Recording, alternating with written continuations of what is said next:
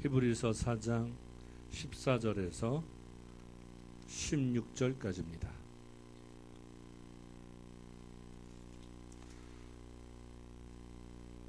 (357쪽) 히브리서 4장 14절에서 16절까지. 자, 우리 다 같이 읽습니다. 시작. 그러므로 우리에게 큰 대제사장이 계시니 승천하시니 곧 하나님의 아들 예수시라. 우리가 믿는 도리를 굳게 잡을지어다. 우리에게 있는 대제사장은 우리의 연약함을 동정하지 못하시리가 아니요 모든 일에 우리와 똑같이 시험을 받으시니로되 죄는 없으시니라. 그러므로 우리는 긍휼하심을 받고 때를 따라 돕는 은혜를 얻기 위하여 은혜의 보좌 앞에 담대히 나아갈 것이니라. 아멘. 이 말씀은 예수님은 죄가 없으신데 하나님의 아들로서 십자가의 고난을 당하시고 죽으시고 부활하셔서 승천하시고 하나님 우편에 앉아 계심으로 우리 인간이 당한 고난과 슬픔과 환난을 예수님이 친히 경험했고 당하셨기 때문에 그러한 예수님이 성령으로 위로하신다, 함께하신다, 뭐 그런 말씀이 되겠죠. 이 말씀에 빗대어서 하나님 말씀을 전하겠습니다.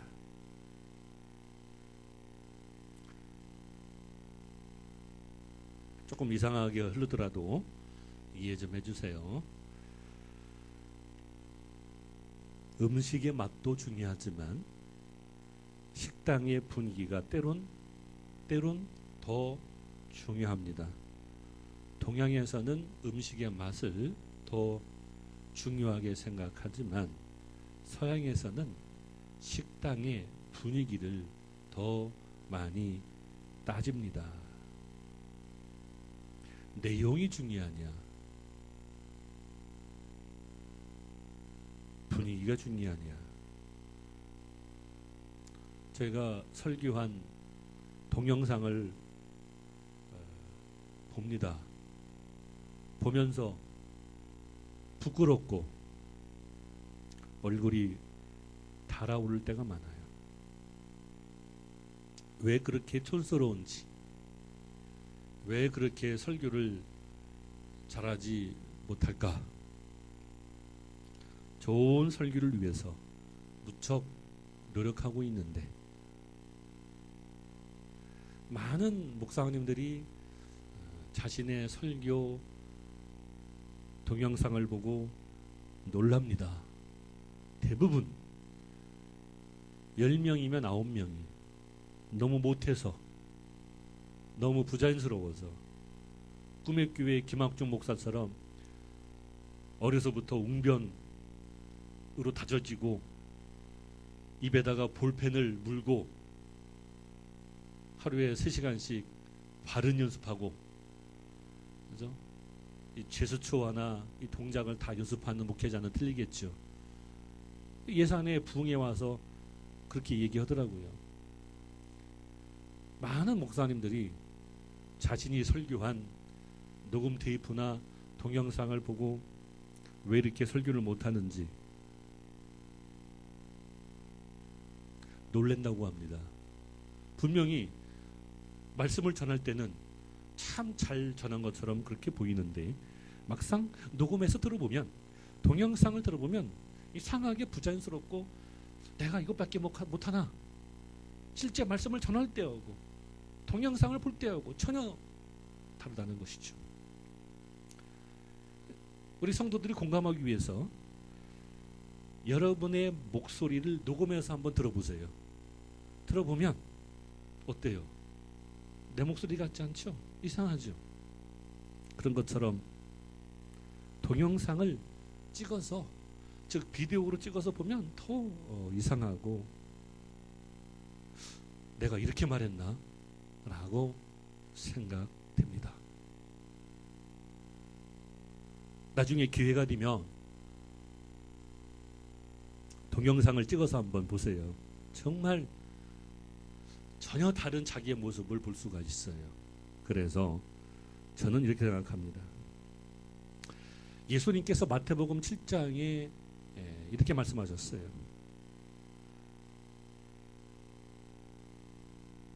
다른 사람 눈에 티는 보고서 비난하고 말을 하면서 왜 너의 눈에 들보는 보고 아무런 문제를 찾지 못하느냐. 제가 생각난 김에 본문을 그대로 한번 읽어드릴게요. 여러분은 찾지 마시고요. 어찌하여 형제의 눈 속에 있는 티는 보고 내 눈 속에 있는 들보는 깨닫지 못하느냐. 형제의 눈에 티를 빼라고 하지 말고 너의 눈에 들보를 빼놔라. 이렇게 말씀하고 있네요. 저는 제 설교 동영상을 보고서 그런 깨달음을 얻었어요. 여러분도 시간 되면 한번, 요즘에는 다 스마트폰이 있으니까 한번 찍어서 한번 틀어보세요. 한 10분 정도. 그러면 또 다른 나를 발견할 수 있습니다.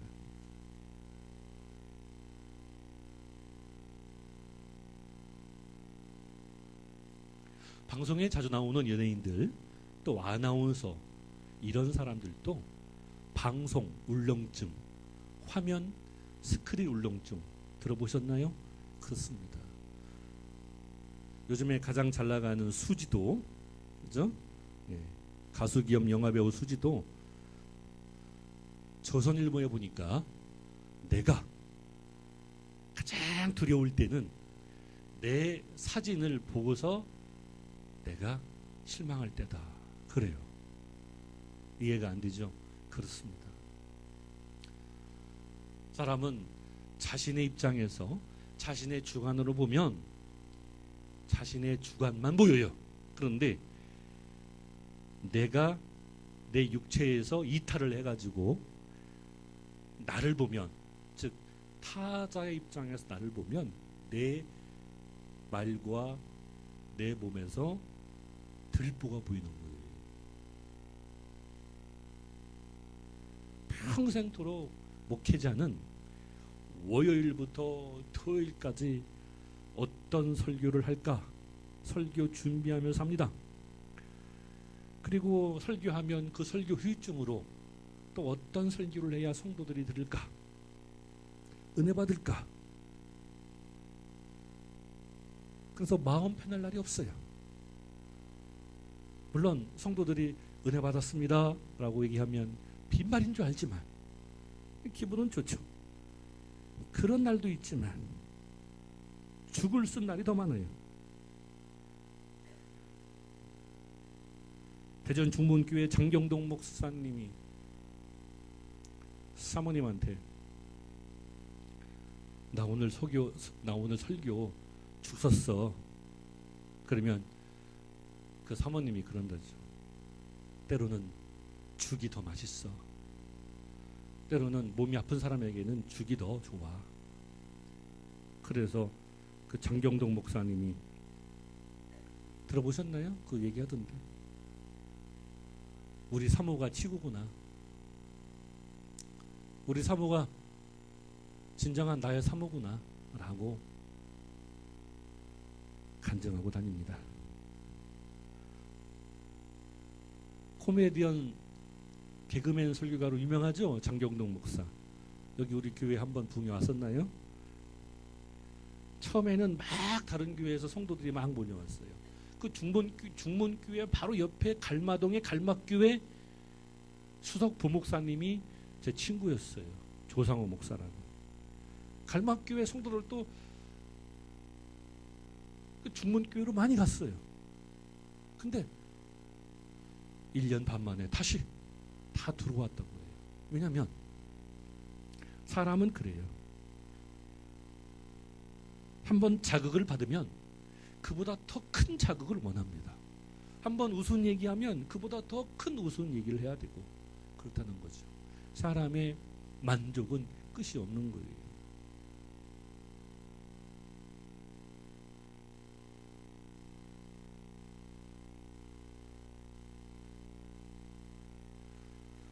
성도들은 목사님 말씀에 그렇게 기대하지 않습니다. 저도 압니다. 근데 설교에 목숨을 걸어야 되는 저로서는 때로는 설교 준비를 위해서 몇 시간을 며칠을 보냅니다. 마치 시 한 줄을 얻기 위해서 무엇이라도 팔고 싶다는 그 시인의 고백처럼 기자는 특종을 위해서 자기 영혼도 판다고 하지 않습니까? 무시무시하죠. 무시무시한 그 기자들 세계예요. 저도 설교 중요한 감동적인 한 편의 예화를 얻기 위해서 많은 노력을 합니다. 그러나 설교학자들은 설교가 목회에 그렇게 커다란 중요한 부분을 차지하고 있지 않는다고 그래요. 착각입니다. 저도 착각하는 것이고 우리 성도들도 착각하는 거예요. 자, 남편이, 아내가, 엄마가, 아빠가 말을 잘하고 재밌게 하고 청산유수 같지 않은 그런 엄마, 아빠가 있으면 가정이 행복하고 즐겁고 편안한가요? 오히려 그 반대일 수가 있는 것처럼 그렇다는 것입니다. 사람은 자기 주관이 있기 때문에 웬만큼 다른 사람의 말을 듣고서 바꾸려고 하지 않습니다. 그러나 한 가지 희망을 가지고 말씀을 전하는 것은 그럼에도 불구하고 몇 사람이라도, 두 사람이라도 뭔가 나중에 살면서 삶의 커다란 지침으로 받아줄까? 그런 희망을 가지고 말씀을 전하는 것입니다. 저도 살다 보면 옛날에 저희 아버지가 설교할 때 그 말씀이 떠오르고, 또 제가 봉사했을 때, 교회 봉사할 때 그 담임 목사님의 말씀이 떠오르고 그렇습니다. 그럴 때가 있어요. 결정적 순간에. 근데 그 결정적 순간을 우리가 눈에 띄게 팍 보는 게 아니라 아주 미세한 차이로 갈라집니다. 아주 미세한 차이로. 그게 바로 성령의 세밀한 음성이 되겠죠. 그래서 설교학자들은 설교가 그렇게 생각하는 만큼 중요하다고 보지 않는다는 것입니다. 그 설교학자들 있잖아요. 신학대학에 많은 책을 썼잖아요. 거기에 보면 설교는 그리 중요한 부분이 아니다, 이렇게 말하고 있습니다. 설교 방송 TV를 보세요. 얼마나 설교를 잘하십니까? 그렇다면 모든 성도가 다 그 교회로 가야 되겠죠. 그리고 안 믿는 사람들도 다 TV에서 나오는 그 설교를 듣습니다. 들어요. 농촌 사람들도 교회는 안 다니면서 다 설교를 들어요. 그러면 그런 사람들이, 그것을 들었던 사람들이 다 변화되고 새로워져야 되는데 그렇지가 않습니다. 그래서 우리는 빨리 그런 오해에서 벗어나야 됩니다. 물론 설교를 잘하고 감동을 주고 하면 좋겠지만, 제 경험으로 의하면 감동받고 은혜 받으면 한 3, 4일 가더라고요. 그렇죠? 그것보다 더 중요한 것은 정말 우리 심령에 하나님의 말씀이 팍 박혀서 나중에 살다 보면 결정적일 때, 힘들고 어려울 때 그것이 커다란 힘으로 작용하는 그런 말씀이 선포되기를 예수님의 이름으로 축원합니다. 경험으로 보면 교인들이 설교로 변화되고 새로워지기보다는 기도로 변화되고 꾸준한 영혼 구원의 열정, 그리고 교회의 사랑의 분위기, 이런 것으로 변화가 됩니다.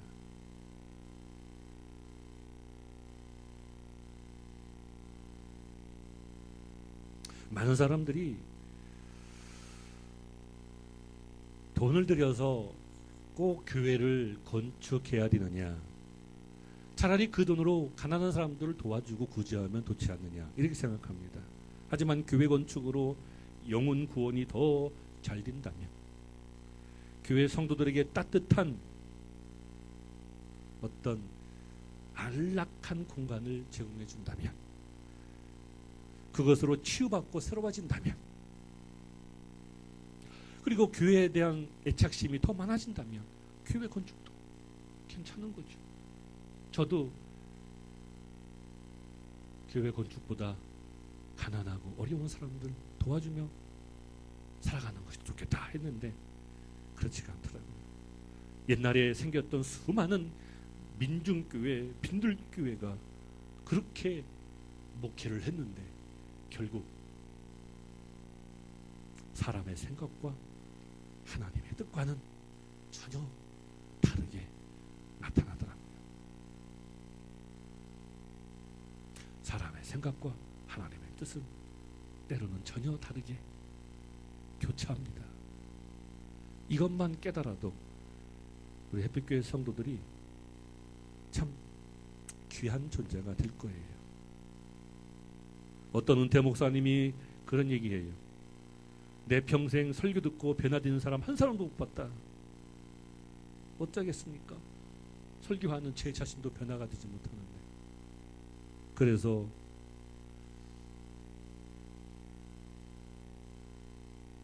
걱정하고 고민하고 속상할 때가 있습니다. 그렇지만 주어진 사명을 감당하기 위해서 또 오늘 또 이렇게 말씀을 준비해서 전하고 있습니다. 혹시 있을 그 미세한 성령의 음성을 듣고 삶의 커다란 교훈으로 삼는 성도가 있을지 모를 일이죠. 사람은 주관이라는 것이 있습니다. 우리 한번 다 따라 합시다. 주관. 예, 주관대로 생각하고 행동하기 때문에 옆에서 누가 잔소리한다고 그걸 듣고 변화를 추구하지 않습니다. 설교도 예를 들면 잔소리예요. 부모가 아이에게 공부 열심히 해서 좋은 대학 나와서 좋은 직장 들어가서 잘 살아야 된다, 아무리 얘기해도 그냥 잔소리로만 듣습니다. 그런데 친한 이웃집 형이 육군 사관학교에 들어가서 휴가 나왔는데 멋있는 제복을 입고 제식 훈련하듯이 멋있게 걸어가고 옛날에 동네 바보 같은 그런 형이 아주 멋있는 정말 남자다운 남자로 변해서 휴가 나와 인사할 때 그 모습을 보고 이 아이는 가슴에 필이 팍 바뀌는 겁니다. 아, 나도 열심히 공부해서 저 형처럼 돼야 되겠다. 그래서 분위기와 이미지가 더 중요하다는 것입니다. 한국교회는 세월호 참사로 인해서 신학에 남긴 물음과 힘든 씨름을 하고 있습니다. 처절한 자기 반성과 고민을 담은 그런 책도 많이 나왔습니다. 대표적인 책이 헤아려 본 세월, 포이에마에서 나온 책인데요. 거대한 슬픔 앞에서 할 말을 잃은 목회자, 신학자들이 다짐과 위로의 말을 썼어요. 국가와 사회에 대한 비판적 시각을 되도록이면 자제하고 초점은 교회와 신학에 주어진 무거운 물음에 답하는 것입니다. 고민의 끝은 왜 이에 대한 답이 아니라 희생자를 감싸 안아야 된다는 교회의 처절한 뉘우침이었어요. 신학박사인 김영봉 목사는 고난의 현실 앞에서 왜라고 묻는 것은 당연한 반응이지만 우리에게 왜라는 질문에 답할 능력은 없다. 왜? 피조물이기 때문에, 인간이기 때문에, 한없이 부족하고 나약한 존재가 인간이기 때문에 왜라고 물을 수는 있지만 왜라는 질문에 답할 능력이 없다. 다만 송도리째 고난을 당한 이에게 같이 아파하고 분노하고 울어주는 사람이 필요합니다. 예수님도 나사로가 죽었을 때 마리아를 위로하면서 같이 눈물을 흘렸듯이 이것이 최고의 위로라고 성경은 말하고 있습니다. 이것을 다른 말로 말하면 공감이죠. 한번 따라서 합시다. 공감. 네. 공감의 인간을 호모 엠파티쿠스라고 합니다. 공감의 인간, 공감하는 인간. 소유의 종말의 저자 제레미 리프키는 인간은 공감하는 동물이다. 특히 기술 과학이 발전되고 세상이 빠르게 변하는 이때에 공감의 언어가 더 필요하고 공감의 사랑의 행동이 더 중요하다. 그래서 앞으로 인류 사회가 더 번성하느냐 번성하지 않느냐 그 갈림길은 얼마나 서로가 서로를 위해서 공감하느냐 아니면 서로 적이 되느냐 그 차이가 크게 있다. 그렇게 말하고 있습니다. 예를 들면 당신의 슬픔에 공감하고 있습니다. 교회 성도들이 목사님의 설교 방법에 공감하려고 노력하는 것이 보였다. 형용사 공감대가 형성되니 우리 앞에 무서울 것이 아무것도 없다. 이렇게 말합니다. 공감의 핵심은 치유예요.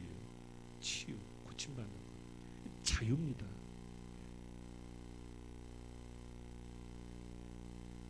어린아이가 어머니 품속에서 어머니의 눈을 마주치고 젖을 먹습니다.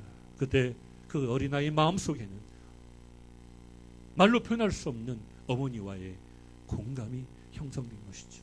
비록 어머니 품에 안겼지만 그 아이는 전 세상을 다 가진 것처럼 그렇게 마음이 편안하고 기쁜 것입니다.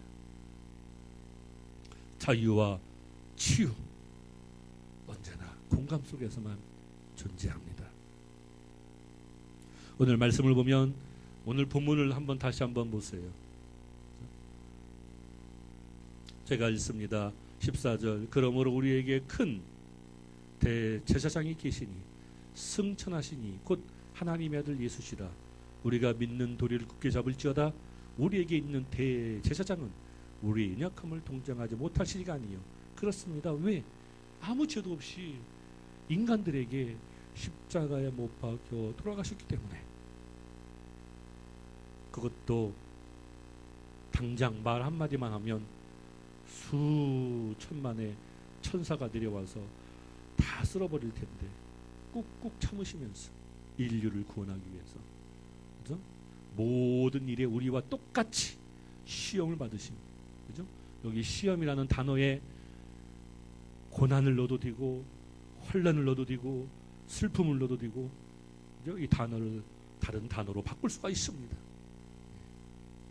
그러므로 우리도 때를 따라 돕는 그 은혜를 얻기 위하여 담대히 그죠? 은혜 앞에 나간다.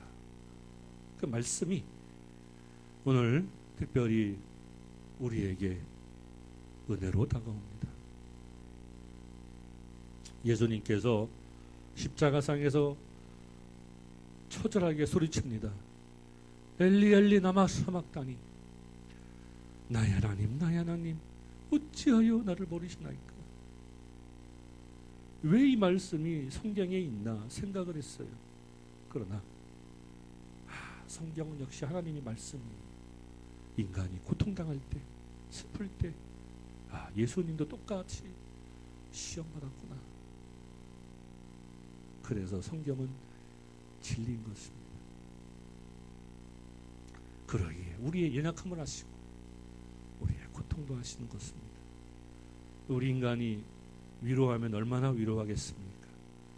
오직 성령의 위로하심만 진정한 위로가 되는 것입니다.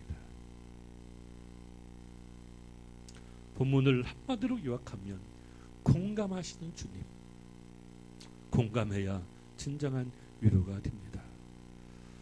예수님께서 어디에서 공감하셨다고요? 나사로의 죽음 앞에서 마르다와 마리아를 안고 애통해 하시면서 눈물을 흘려서 공감의 표본을 우리에게 보여준 것입니다. 대부분의 사람들은 남들의 슬픔과 아픔에 대해서 잘 공감한다고 하지만 사실 그렇지 못합니다. 특히 가족과 교회 성도들에 대한 어떤 문제와 슬픔과 고통에 대해서 의외로 공감하지 못합니다. 진정한 공감은 내 가족에 대한 것입니다. 공감하고 위로하는 것이 사랑의 출발점입니다. 저를 예를 들면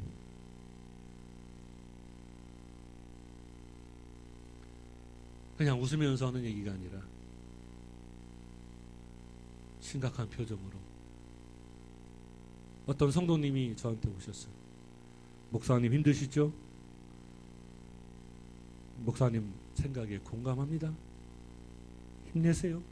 이런 말 한마디 할 때 힘들고 어려운 모든 것이 다 내려지고 세임을 얻게 되는 것입니다. 그래서 제가 서두에 설교 10마디보다 한마디 공감하고 탁 터치해 주는 게 더 힘이 되고 능력이 된다는 것이죠. 그게 바로 예수님께서 사복음서에서 우리에게 주신 말씀의 핵심 포인트예요. 1시간 동안 잡아놓고 잔소리 해보세요. 나중에 이상한 감정만 생깁니다. 그런데 한마디 두마디. 그래서 여러분 아시는지 모르겠지만 그 대기업체의 광고 담당자들 있잖아요. 문구를 따는 담당자가 있어요. 카피라이터라고. 요즘에는 뭐라고 무슨 말로 표현하는지 모르겠어요. 보통 여자들이 하는데 월급이 한 달에 800만 원, 1000만 원. 항상 그것만 연구해요. 딱 몇 줄. 또 하나의 가족입니다. 사랑합니다. LG. 이렇게 그 문구 하나 만드는데 엄청난 노력을 해요. 막 여행도 막 마음대로 보내주고, 그죠? 뭐 하고 싶은 거 다 하라고 그렇게 해가지고 연구하고 연구해서 나온 게 바로 그러거든요. 그러니까 아무것도 아닌 것 같지만 그렇게 고통과 어떤 인내 속에서 그러한 말이 만들어지는 거예요. 그래서 그냥 빈말로 공감합니다라고 하는 거하고 마음으로 공감합니다라고 하는 건 틀린 것이죠. 예수님께서 사복음서에서 우리에게 주신 말씀은 다 핵심적인 터치, 그렇죠? 그리고 중요한 부분을 우리에게 던져준 거예요. 아니 예수님께서 하나님의 아들인데 3년 동안 비록 짧은 기간이지만 아니 사복음서에만 있겠어요? 성경에도 나오잖아요. 예수님의 역사와 기록을 다 쓰면 하늘의 별처럼 바다의 모래처럼 끝도 한도 없다. 그겁니다. 그러니까 이러한 성경이 한 10권, 100권은 나와야지. 그 10권, 100권 나오면 뭐 합니까? 그래서 책이 두껍고 많다고 그래서 귀한 책인가요? 아니잖아요. 비록 사복음서에 있지만 아주 핵심적인 엑기스만, 주 내용만 탁탁. 그래서 그 말씀을 통해서 어떤 사람은 이렇게도 해석하고 어떤 사람은 이렇게도 해석하고, 그래서 우리에게 자유를 주고 그 속에서 위로받고 소망을 얻고 그렇게 사는 것입니다.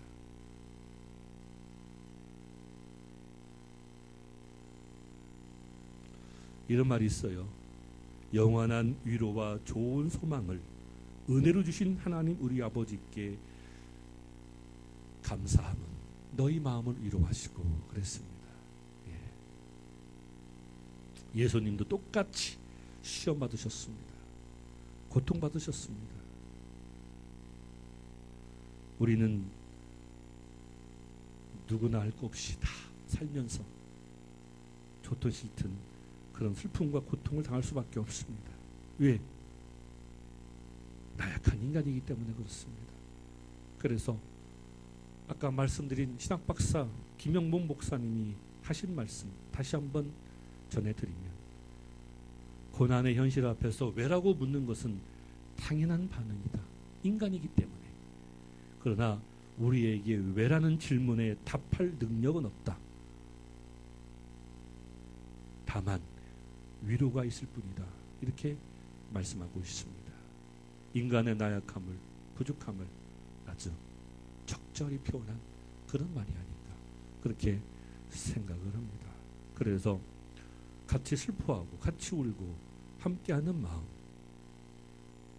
이제 21세기는 특히 한국 교회는 공감하고 소통하는 능력이 바로 성령의 역사고 충만이고 축복인 줄 믿습니다. 그런 교회가 되어야 되겠습니다. 슬픔을 당한 가족들을 위로하면서 오늘 말씀을 마치도록 하겠습니다. 기도합니다.